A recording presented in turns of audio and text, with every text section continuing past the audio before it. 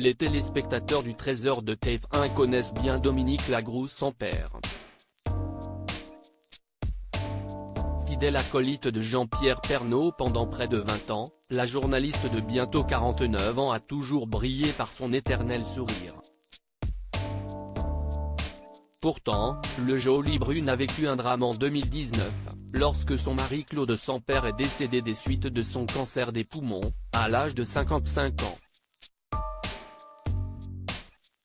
Mère avant tout, elle a décidé de se battre et de ne pas sombrer, pour ses deux enfants, Mathilda, 18 ans, et Esteban, 15 ans. Interrogée par nos confrères du magazine Ici Paris, celle qui vient de sortir son tout premier roman est revenue sur le deuil difficile qu'elle a traversé. Mais depuis peu, elle a retrouvé l'amour dans les bras d'un autre homme dont elle préfère taire l'identité. Loin de culpabiliser, elle avoue avoir eu le besoin viscéral d'Alzheimer à nouveau. C'était une nécessité. Je ne peux pas vivre sans aimer et être aimé. Sans amour, je me serais flétrie et ne serais devenue qu'une mère, ce qui est déjà énorme.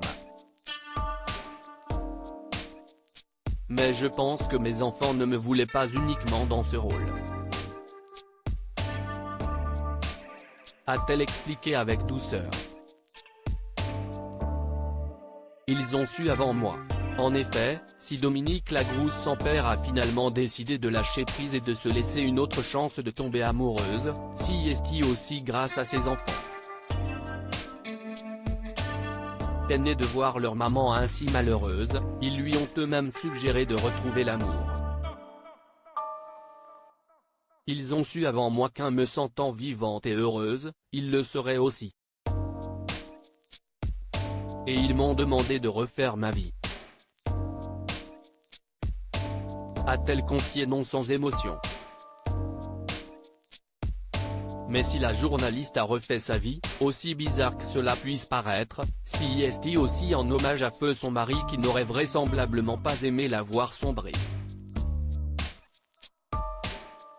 Je vis avec cette mort qui a touché mes enfants trop tôt.